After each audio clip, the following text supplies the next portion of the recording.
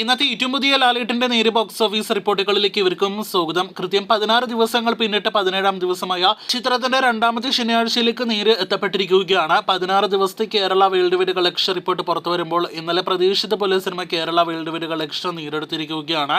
കേരളത്തിൽ നിന്നും 41 കോടി രൂപ സിനിമ കളക്ഷൻ കടന്നിരിക്കുന്നു എന്നാണ് ഇപ്പോൾ പ്രേക്ഷകരെ അറിയിക്കാനായിട്ടുള്ളത്. ഇന്നലെ മാത്രം 65 ലക്ഷത്തോളം കേരള ഗ്രോസ് കളക്ഷൻ നേരിടുത്ത സിനിമ 41 കോടി 25 ലക്ഷത്തോളം രൂപയാണ് 16 ദിവസങ്ങൾ കൊണ്ട് കേരളത്തിൽ നിന്നും നേടിയെടുത്തിരിക്കുന്നത്.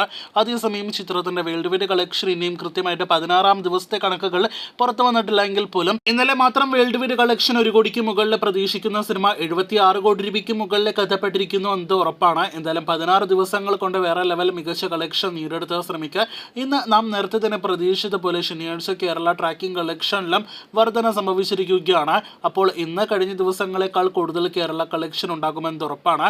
കാത്തിരിക്കൂ, കുറച്ച് മണിക്കൂറുകൾക്ക് ശേഷം വരാനിരിക്കുന്ന ആ ട്രാക്കിംഗ് റിപ്പോർട്ടുകൾ കേട്ടാം. മലയാളത്തിൽ ഏറ്റവും കൂടുതൽ 100 കോടി സിനിമകളുള്ള താരം, ഏറ്റവും കൂടുതൽ 50 കോടി സിനിമകളുള്ള താരം എന്നതുപോലെ കേരള ബോക്സ് ഓഫീസിൽ ഏറ്റവും കൂടുതൽ 50 കോടി കളക്ഷൻ ഉള്ള താരം, അതോടൊപ്പം തന്നെ ഏറ്റവും കൂടുതൽ 40 കോടി കളക്ഷൻ ഉള്ള താരവും നമ്മുടെ ലാലേട്ടനാണ്. ലാലേട്ടൻ നായകനെത്തിയ സിനിമകളിലെ 4ാമത്തെ 40 കോടിക്ക് മുകളിൽ കേരള കളക്ഷൻ കടന്ന സിനിമയാണ് നേര് എങ്കിൽ ലാലേട്ടൻ ഭാഗമായ സിനിമകളിലെ 6ാമത്തെ 40 കോടി കേരള കളക്ഷൻ കടന്ന സിനിമ കൂടിയാണ് നേര്.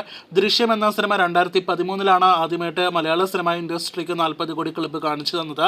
ദൃശ്യം, പുലിമുരുകൻ, ലൂസിഫർ, ഒപ്പം തന്നെ നേര് എന്നിങ്ങനെ ലാലേട്ടൻ നായകനെത്തിയ 4 സിനിമകളാണ് കേരള ബോക്സ് ഓഫീസിൽ നിന്ന് 40 കോടി കടന്നിരിക്കുന്നത്. ഈ പറഞ്ഞത് ലാലേട്ടൻ നായകനെത്തിയ സിനിമകളാണെങ്കിൽ ലാലേട്ടൻ ഭാഗമായ മറ്റ് 2 സിനിമകൾ കൂടി കേരള ബോക്സ് ഓഫീസിൽ നിന്ന് 40 കോടി കളക്ഷൻ നേടിയിട്ടുണ്ട്.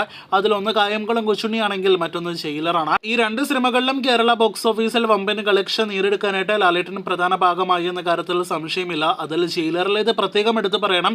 വെറും ഒരു ഗസ്റ്റ് റോള്, കാമിയോ റോള് എന്നൊക്കെ പറയാവുന്ന റോൾ വെച്ചാണ് കേരള ബോക്സ് ഓഫീസിൽ 40 കോടിയല്ല 50 കോടിക്ക് മുകളിലെല്ലാം തന്നെ സിനിമ കളക്ഷൻ നേടിയെടുത്തത്. അത് രജനി ഫാക്ടർ ആയതുകൊണ്ടാണ് എന്നാണ് ലാലേട്ടൻ വിമർശകർ അഭിപ്രായപ്പെടുന്നതെങ്കിൽ പോലും രജനിയുടെ അടുത്തൊരു തമിഴ് സിനിമ പോസിറ്റീവ് അഭിപ്രായങ്ങൾ നേടിയെടുത്ത് കേരളത്തിൽ നിന്നും നേടിയെടുക്കുന്ന ഫൈനൽ കളക്ഷൻ വെച്ച് നോക്കുമ്പോൾ മനസ്സിലായിക്കോളും ജയിലർ എന്ന സിനിമയിലെ ലാലേട്ടന്റെ പ്രാധാന്യം. വീഡിയോയുടെ അവസാനത്തിലേക്ക് വരികയാണെങ്കിൽ കഴിഞ്ഞ ഒരുപാട് നാളുകളായിട്ട് നേരിന്റെ കളക്ഷൻ കണ്ട് പലരും അഭിപ്രായപ്പെടുന്ന ഒരു കാര്യമാണ്, ജിത്തു ജോസഫ് ഉള്ളത് കൊണ്ട് ഈ സിനിമ ഈ ലെവൽ കളക്ഷൻ നേടിയെടുത്തു, മറ്റേതെങ്കിലും സംവിധായകനാണെങ്കിൽ ഈ ലെവലിലേക്ക് എത്തപ്പെടില്ല എന്ന്. നേരിന്റെ വിജയത്തിന്റെ ഏറ്റവും വലിയ ഫാക്ടർ ജിത്തു ജോസഫ് എന്ന സംവിധായകനാണ് എന്ന കാര്യത്തിൽ ഒരു സംശയവും വേണ്ട. എന്നാൽ ബോക്സ് ഓഫീസിന്റെ കാര്യത്തിലേക്ക് വരികയാണെങ്കിൽ എന്തുകൊണ്ട് ജിത്തുവിന്റെ അവസാന സിനിമയായ കൂമൻ എന്ന ആസിഫ് അലിയുടെ മികച്ച അഭിപ്രായങ്ങൾ ലഭ്യമായ സിനിമ 50 കോടിക്ക് മുകളിലെ കളക്ഷൻ നേടാൻ അർഹതയുണ്ടായിരുന്ന സിനിമ ഏറ്റവും ഒടുവിൽ 14 കോടി ഫൈനൽ കളക്ഷനിൽ ഒതുങ്ങി എന്നൊരു ചോദ്യം വരും. അപ്പോൾ ഈ വിഷയത്തെക്കുറിച്ചുള്ള നിങ്ങൾ പ്രേക്ഷകരുടെ അഭിപ്രായം എന്താണ്? നേര് എന്ന സിനിമ ഇനിയും മറ്റ് പ്രമുഖ സിനിമകളെല്ലാം തന്നെ കളക്ഷനിൽ മറികടക്കാനായിട്ട് ഒരുങ്ങുകയാണ്.